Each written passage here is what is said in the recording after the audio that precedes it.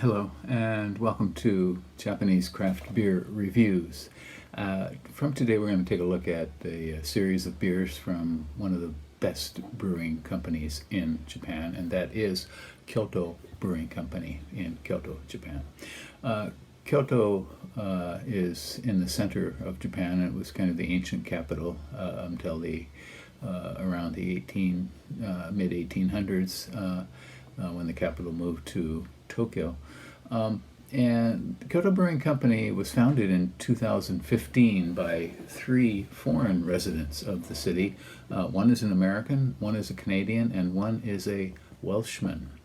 And they met when they were working on the JET program in northern Japan, and they were teaching in the same area and met each other and became very good friends.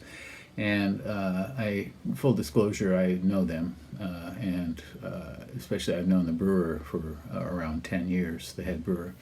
And he moved to Kyoto, and the three of them decided that they would start a craft beer brewery in the city of Kyoto. And they began in 2015. The brewer studied in the U.S., and he did an internship at Lost Abbey in California, quite a famous craft beer brewery there.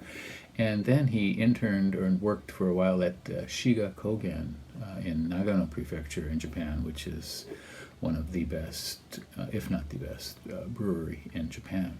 And right out of the gate, they were making great beers. In 2015, in fact, their first year, they were voted the best new brewery in Japan. And in 2019, they were voted the best brewery in Japan by Rate Beer Best Selection. They have a tap room in Kyoto, and currently, because of coronavirus, it's open only for takeout, so you can get beers and go outside and take them away, but they are not allowing people to gather inside. And it's open only on the weekends, Friday, Saturday, and Sunday, and so I think occasionally on Thursdays as well. They have three main beers, flagship beers, I guess you could call them. One is a Saison, and the other is a Belgian IPA, and those are two styles that they excel at, really. And the third is a kind of light stout.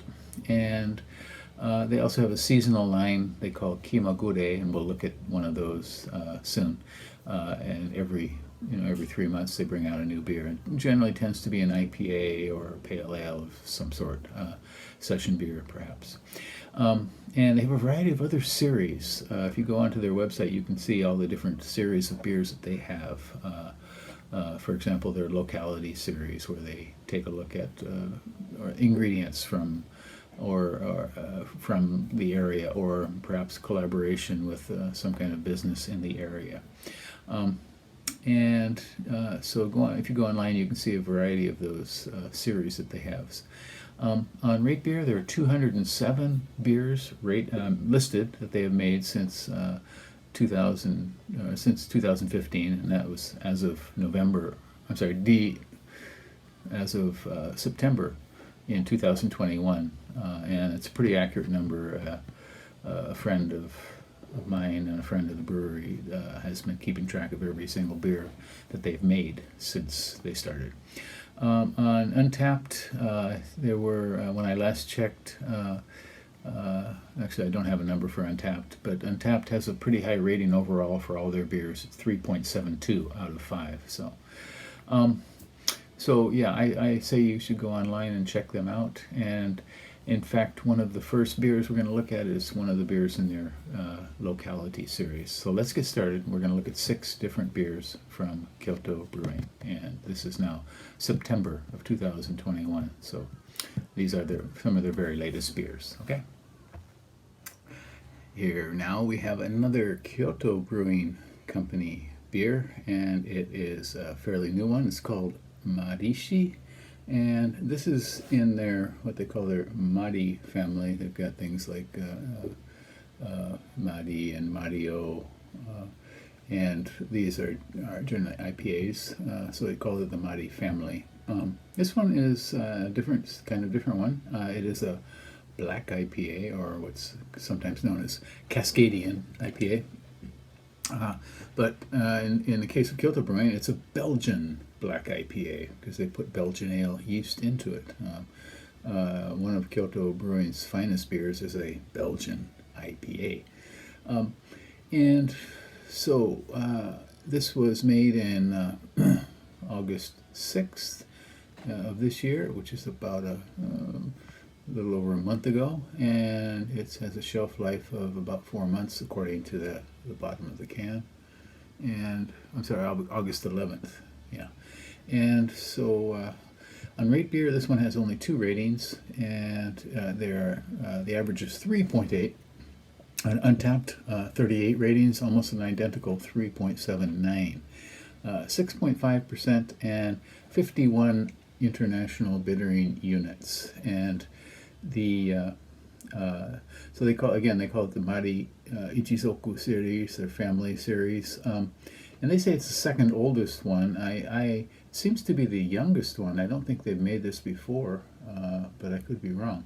And it has quite a malt bill: Golden Promise, Pilsner, Munich, Red Rye, Crystal, Chocolate, Wheat, and Black Malt. The bittering hops are Polaris, and flavor aroma, Columbus and Chinook, and Belgian ale yeast. So let's give this one a go. The labels for their cans always include a can of the same beer, so we get kind of a double look at this can and then the same can here. Kind of interesting. All right, well, let's try this one out. This is a style some people do not like. One of my best friends is not a big fan of black IPAs. I really like them. They can get a little harsh on the tongue sometimes. 6.5% and 51 IBUs.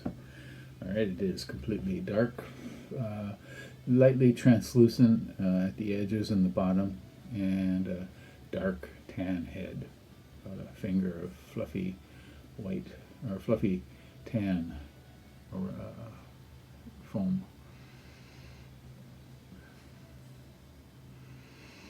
Okay.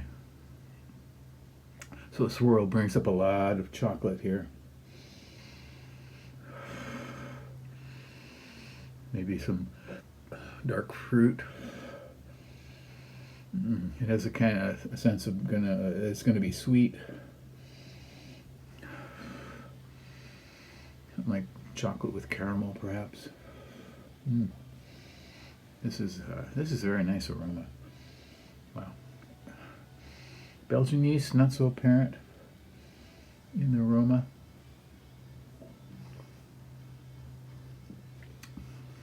Wow. In the flavor, it comes out a little bit more. The yeast does, but the basic point is chocolate.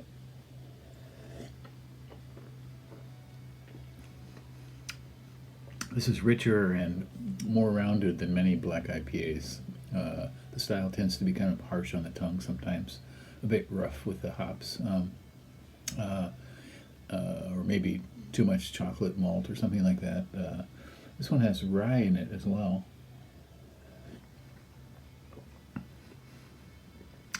Very smooth.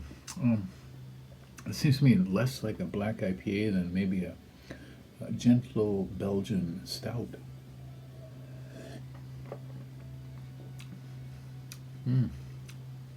Tasty, creamy. Wow. Chocolatey. You can get a whole variety of flavors out of this.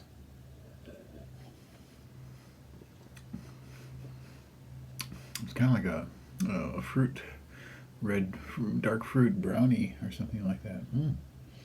Delicious, really. I highly recommend this one. I think it's the newest member of the Marty family. They say it's the second oldest, but no matter what its age, it has great provenance coming from Kyoto Brewing Company. Again, it's called Kyoto Brewing Marishi, and it is an IPA, black IPA, and they call it a Belgian black IPA. 6.5% and 51 IBUs. Give it a go, please. And if you happen to have tried Kyoto Brewing beers, let's have a conversation. I welcome your comment, and I do reply, not immediately often, but eventually. And